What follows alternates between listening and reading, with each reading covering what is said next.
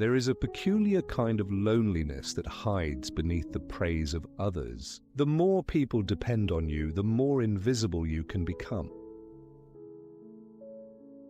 You carry their groceries, you take their late-night calls, you hold their crises together with steady hands.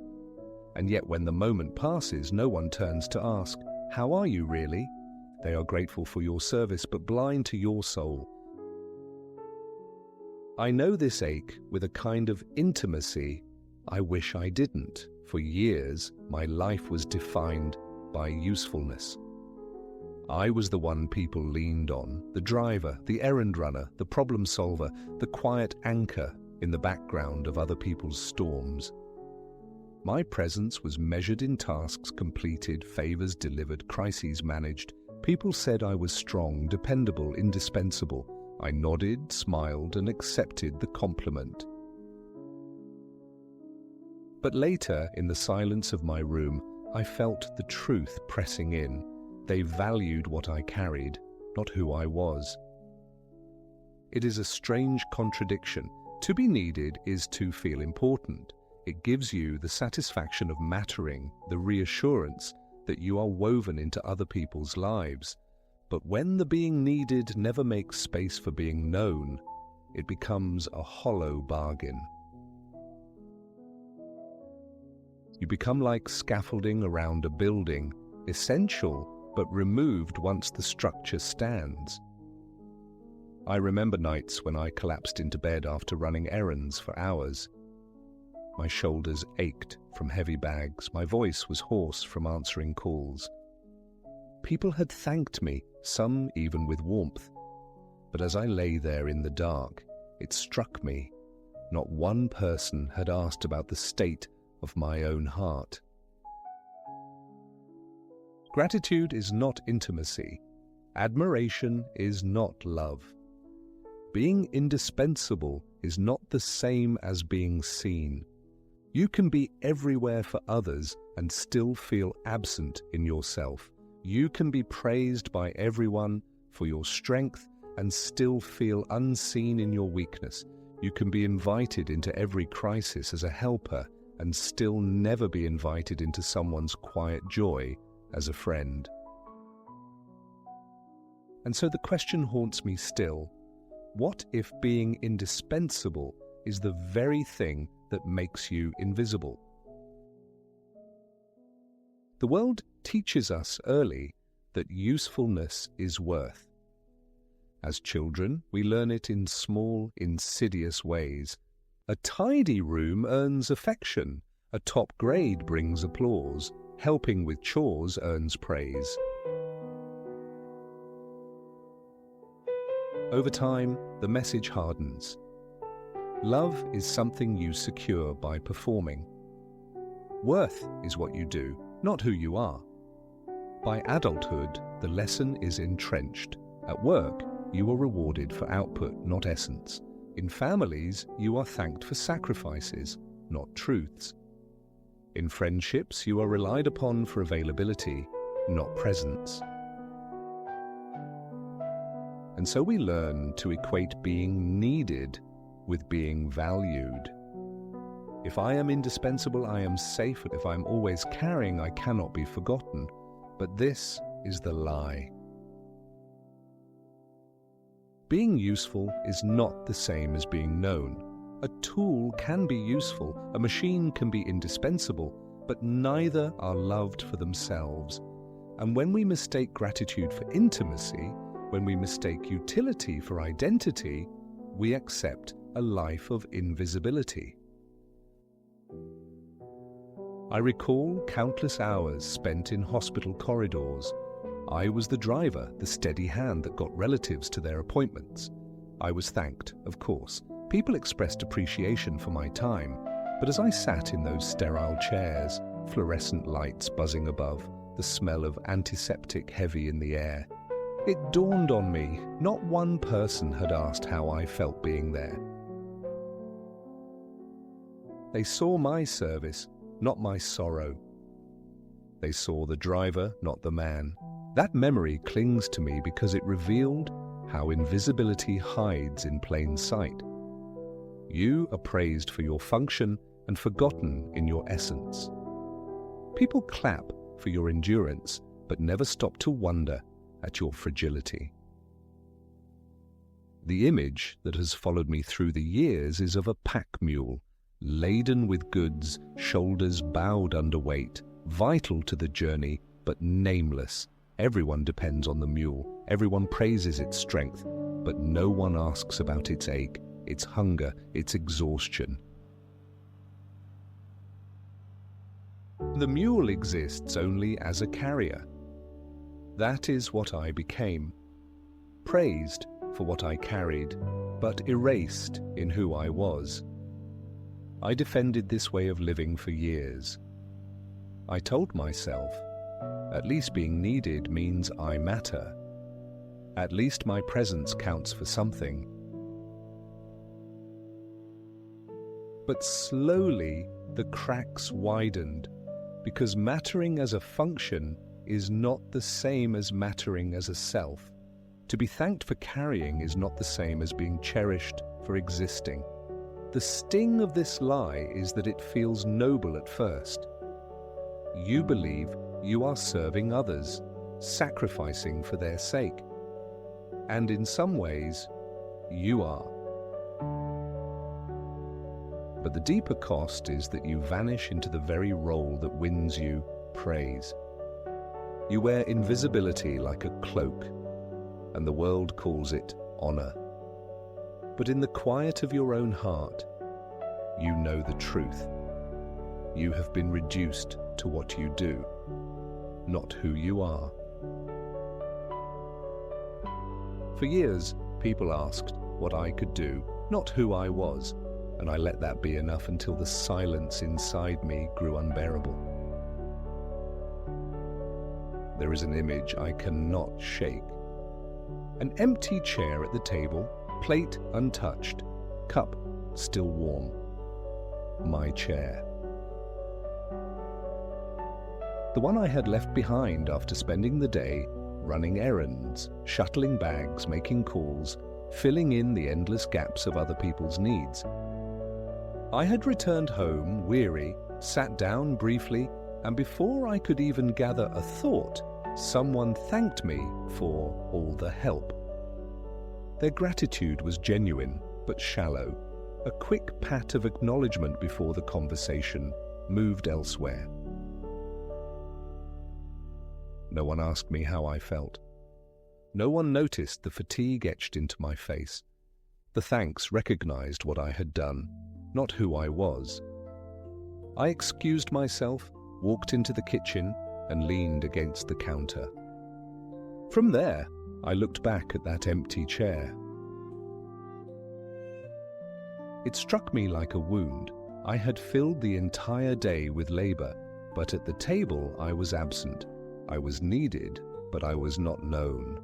That chair has haunted me since. It became a symbol of my invisibility, a reminder that usefulness can keep you in the room while erasing your presence within it. There were countless other moments that carried the same ache. Sitting in a hospital corridor, waiting for hours while a relative underwent treatment. I was there as a driver, as a caretaker, as a dependable presence. People thanked me afterward for the lift for my patience. But no one asked what it felt like to wait in that cold corridor, listening to the hollow hum of fluorescent lights, breathing air that smelled of disinfectant, fighting back the weight of my own fear. My usefulness was acknowledged, my humanity was not. All the evenings when the phone rang late, a friend in crisis, a sibling overwhelmed, a neighbor asking for a favor, I would answer, "Listen, Carrie." When the call ended, they felt lighter and I felt heavier. They thanked me for being reliable. But when the line went dead, I sat alone in silence, wondering if anyone would ever call simply to ask how I was. This pattern shaped years of my life, always the reliable one, always the carrier, always available, and yet I cannot recall The last time someone truly looked at me and asked, "How are you?" Not as the helper, not as the provider, but as you. The invisibility sank deeper until it was no longer just their blindness, it was my identity. I began to forget myself too. That was the cost of confusing being needed with being known. I had mistaken praise for intimacy, gratitude for love. And in the end, I discovered the bitter truth. I had become indispensable, but invisible. It took me years to name the truth. Being needed isn't being known. At first, I resisted it. I argued with myself. I thought, if people thank me, doesn't that mean they care? If they rely on me, doesn't that mean I matter? But slowly, I began to see the difference. Dependence is not devotion. Gratitude is not intimacy. Usefulness is not love. The more I examined it, the clearer it became. A tool can be useful, a machine can be indispensable, a pack animal can be relied upon for every mile, but none of these are cherished for themselves. They are valued for what they provide, not who they are. And if we live this way, if we allow ourselves to be treated as mere carriers, we will eventually lose the thread of our own being. The truth cut sharply, but it also freed me. Utility hides identity. The more I defined myself by what I carried, the more invisible I became. The more I accepted dependence as love, the lonelier I felt. I turned then toward another vision, a detour into presence. Presence that speaks louder than usefulness, presence that insists, I am not just what I do, I am who I am, the old voices rose to argue. But at least being needed means you matter. Yet I knew now that mattering as a function is not the same as mattering as a soul. I began to hold on to words that carried me through. To be fully present to another is to give them the rarest gift. Love, true love, is two solitudes protecting one another, not one person vanishing into the duties of the other. Slowly, I began to reclaim what invisibility had stolen. I practiced allowing myself to be seen in small ways, sharing not just what I did, but how I felt. Admitting weariness instead of hiding it behind strength. Naming loneliness instead of covering it with availability. And when I dared to do this, even with a few trusted souls, something remarkable happened. I was met not with disappointment, but with recognition. They saw me. The detour became clear. To step out of invisibility, I had to stop confusing usefulness with worth. I had to risk being seen rather than merely being thanked, because love without presence is just dependence, and I want more than that. I want to be known. There is a threshold every carrier reaches, a moment when the applause for your usefulness no longer fills the hollow inside you. When the gratitude that once felt like affirmation now sounds like dismissal. When you realize that people admire your reliability, but have never asked what it costs you to be so reliable. I crossed that threshold slowly, almost imperceptibly. It wasn't one dramatic collapse. It was the steady erosion of my sense of self, worn down by years of being defined by what I could do instead of who I was. Every favor, every late-night drive, every shoulder offered in silence, each one carved a little more invisibility into me. And yet even in that erosion, I began to glimpse another way. A detour that asked me to pause before automatically saying yes. To ask myself a question before carrying someone else's load. Will this deepen presence or only reinforce invisibility? I began practicing small refusals, though at first they terrified me, saying, I can't make it tonight, saying, I need rest, saying, I don't just want to help, I want to be seen. These words felt dangerous, as if I were betraying the identity I had spent years building. But something surprising happened. A few people, not all but a few, didn't walk away. They leaned closer, they asked more, they noticed me. That's when I understood. Being needed keeps you in people's orbit, but being known keeps you in their hearts. I want to ask you now, not as an instruction, but as a mirror, who truly knows you beyond what you do, who asks how your soul is, not just how your schedule looks, who wants your presence, not just your productivity. And if the list feels unbearably short, dare to consider this. Maybe it isn't because you are unworthy of being seen. Maybe it's because you have been trained, as I was, to hide inside usefulness, to mistake gratitude for intimacy and dependence for love. The risk of being known is vulnerability. It is letting yourself step out from behind the role of helper and show the person who trembles beneath. It is trusting that love is not earned by carrying, but offered in seeing. But the greater risk, and the one I know too well, is to live unseen until the end. Presence speaks louder than usefulness, and it begins when you choose to let yourself be more than indispensable. There is a chair at the table that waits for you. Not the one where your labor is thanked, not the one where your errands are listed, not the one where your usefulness is applauded, but the one where your essence belongs. The chair where you are not a function, but a person. The chair that has sat empty each time you vanished into duty, but that will always wait for your return.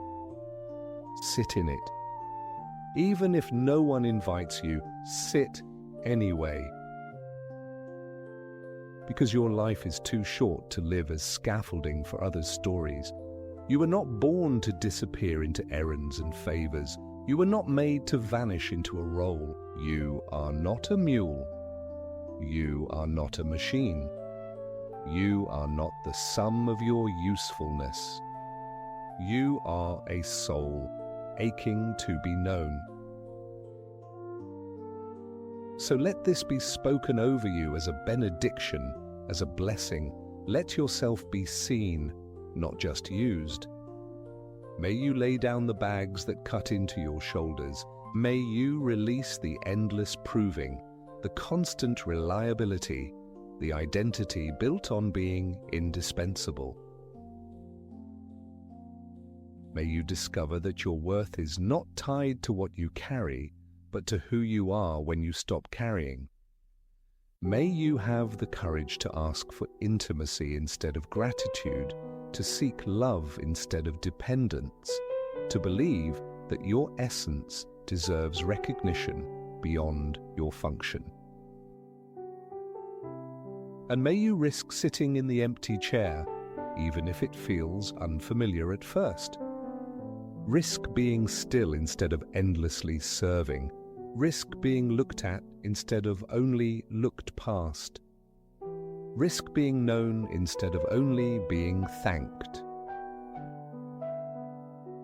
The world will always applaud your usefulness, but your heart longs for something deeper. It longs to be cherished, not for what it provides, but for who it is. So take the chair, be seen. Let your presence speak louder than your service.